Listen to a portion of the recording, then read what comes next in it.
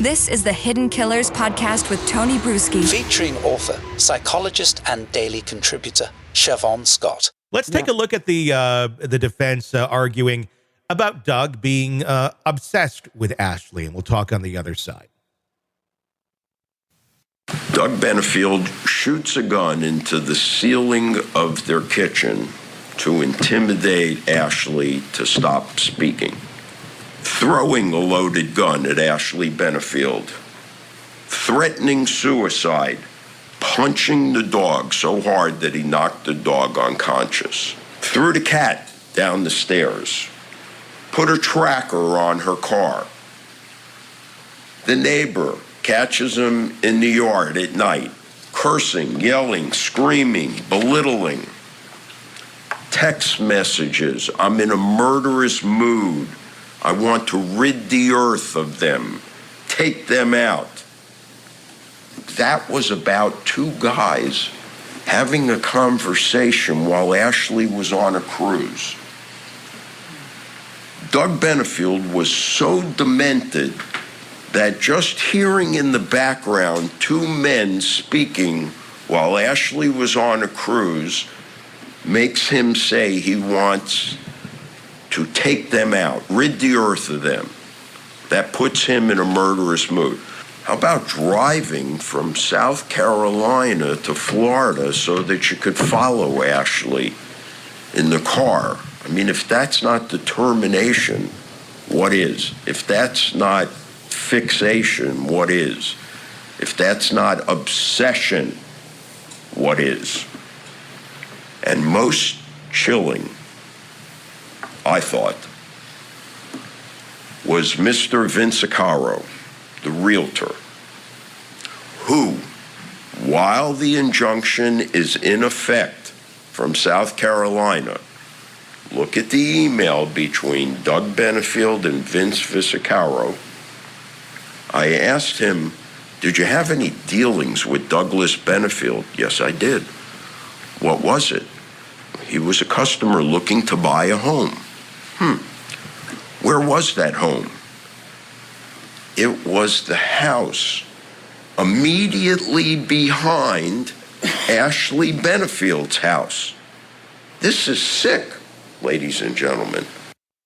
I mean, disturbing behavior, no doubt. Again, I don't think Doug was a great guy by any means. And who the hell texts their significant other, I'm in a murderous mood, after they hear some men in the background on a freaking cruise ship? It's not like she's at Chippendales.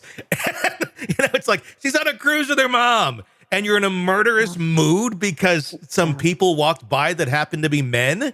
I mean, that's really red flags. Oh my God. The more I listened to his text, the history with his ex-wife, texts from her, it was just red flag for a potential dangerous person. Anybody who stalks or surveils a woman, particularly near the end of a relationship where there's been these dynamics of power, control, and intimidation, that is a person who is at very high risk for murdering that person. That's just statistically. People who go into that behavior are scary people. So I can understand from her point of view, this young woman, fairly naive, poor assertiveness skills, she did not know how to navigate with this guy. No, I agree completely with that. And the tracker on the car and all that. Yeah. I mean, I'm going back and forth on this because because all this is irrational, but I can understand both sides to a certain extent. And that's why I'm just kind of in the middle on this. I'm like, I don't know how this should have ended up, because there's toxic behavior here on both ends, but she's younger. I do understand that. But when you break into, like the former wife, the ex-wife who had passed away, and that information that she found on the text of him kicking her when he basically couldn't get it up and needed to use Viagra, and was so frustrated at himself that he does these uber, I hate the term, but the toxic masculinity with this guy. It fits. It's insane. And I mean, I've seen guys like this. Being a guy, I've had guy friends that I've seen like this, where the woman is like rejecting them or has moved on or whatever, and they just go into this blinder, like, I have to do whatever. It's like, calm F down. What? But it's scary because it's like a switch is flipped and you're not going to get him out of that mode. It's like this weird obsession.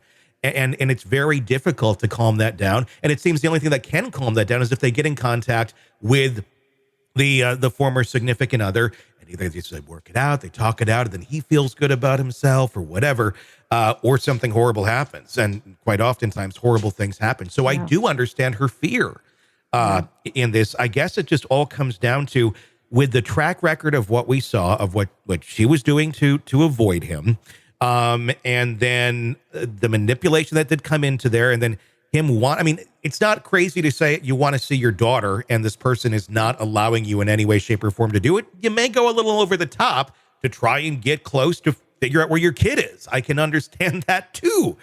But was it justifiable that she pulled out a gun out of the two weapons she had basically in a room with not much else in? That shows, I think, a little level of paranoia right there. To go and kill him when there isn't a lot of other evidence. Again, she said there's no history of physical violence, but yeah, he gets between her and the door. I'm not trying to belittle her or compare her to an animal, but it's like, I would think almost like you have a scared animal here, an abused dog, you or cat or whatever. You let people have space. Yeah. If people say, give me space, leave the room, let me leave the room. You always do that. Number one rule, give people space if they want it. This is just another one of those cases where if there had not been a handgun in the home, he'd be alive. No question about it. And neither one of these people were psychologically well enough to be gun owners. They simply weren't. And how many other millions and millions of people who are not terribly stable, who have drinking problems, who've got all kinds of personality issues going on, have guns out there. And that's just another unfortunate thing, that the gun is what ultimately caused this to happen. Yeah, I'm not anti-gun, but I am anti-gun for people who are not mentally stable to have them. Had that ingredient not been in this mix, we would not be here talking about this right now. Who knows what else would have happened? God knows. When you have these two toxic personalities, I think there would have been a blow up at some point, but maybe someone wouldn't have been dead. Exactly. It's a bizarre case. Her sentencing has yet to take place as of our recording. She does face up to 30 years. I think it's a minimum of 11 or 11 and a half is what is going to be there. And of course, there's potential for 80% and all that. So we'll see where it all plays out in the end. But not second degree manslaughter, justified or not for that sentence. Should have been non-guilty, or what are your thoughts? After listening to all the testimony and particularly the professionals that worked with them both, I would have said not guilty. I think it's a horrible, horrible, horrible thing, and terribly, terribly regrettable in all directions. But I personally wouldn't have convicted her. Are you ready to listen to this podcast ad-free? Then hit subscribe to the True Crime Today Premium Plus channel now on Apple Podcasts. You'll instantly have access to all of our episodes labeled Advance Ad-Free. You'll hear the interviews before everyone else and with no interruption. No interruptions. Subscribe to the True Crime Today Premium Plus channel now on Apple Podcasts. And start binging now.